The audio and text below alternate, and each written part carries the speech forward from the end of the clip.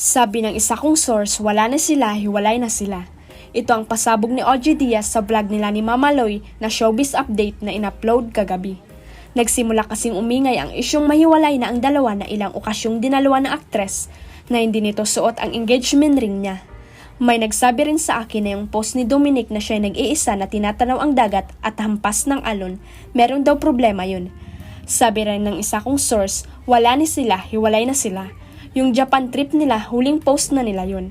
Wala na kaya inaabala na lang ni Bea ang kanyang sarili. Binibisi na lang ni Bea ang kanyang sarili. Kwento ni OG. Sabi ng isa kong source, wala na sila. Hiwalay na sila. Ay. Yung Japan nila, huling post na nila yun. Wala na.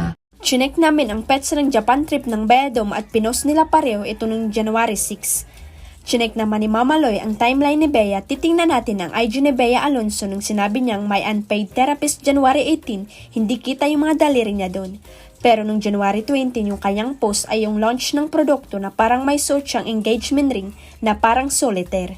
Tapos na yung OG, January 20, same event na in-endorse ni Dominic Roque, dun siya in-interview ng mga press na sinabi niyang si Daniel na hindi invited sa kasal.